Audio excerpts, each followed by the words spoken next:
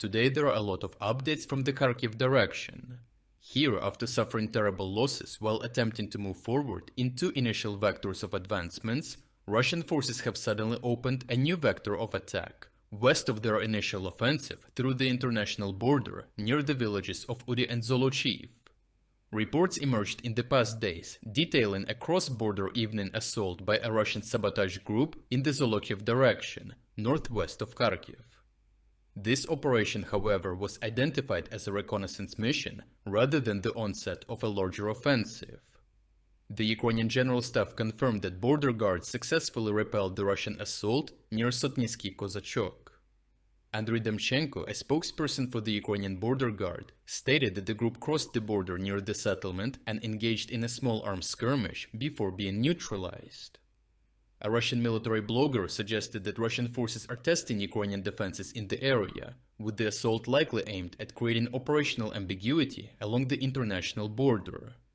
Ukrainian President Volodymyr Zelensky has warned that Russian forces are preparing for new offensive actions, concentrating a grouping of unspecified size near the border. Ukrainian military analysts have emphasized that these efforts should not be overlooked due to the tactical significance of the targeted area. The concentration of forces around the Russian settlement of Grey-Voron creates uncertainty for Ukrainian armed forces, as it is situated almost equidistant from the major Ukrainian cities of Sumy and Kharkiv, approximately 100 kilometers apart from each one.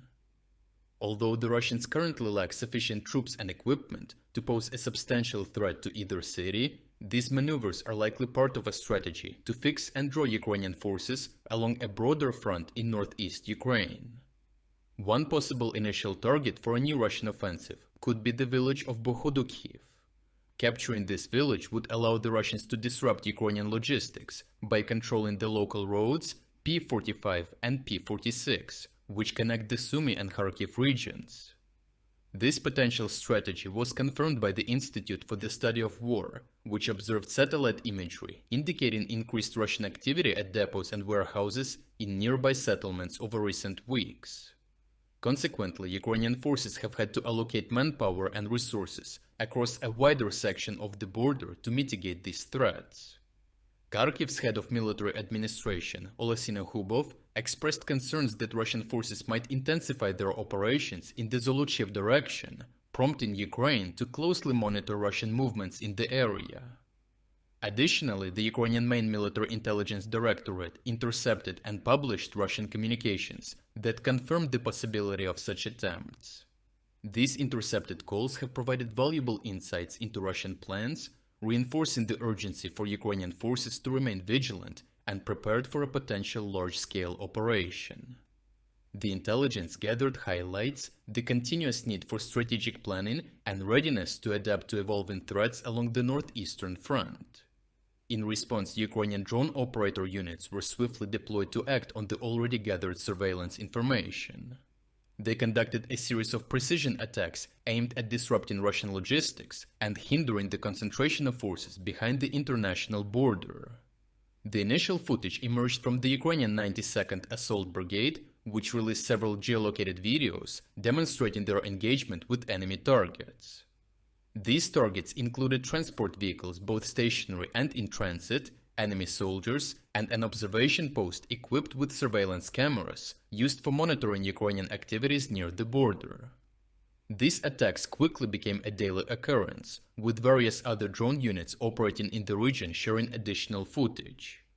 This showcased their efforts in sabotaging Russian logistical operations, creating significant disruptions, and forcing the Russians to constantly adapt to the new threats.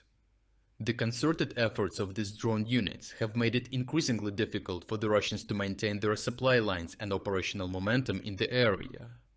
The original uncensored footage of these operations can be found on our Telegram through the link in the description. It is worth noting that the recent surge in Russian activity towards Zolochiv and Udy is not their first attempt to sow chaos in this part of the Kharkiv region. Approximately a month ago, the Russians initiated artillery strikes against Ukrainian positions near the village of Udy.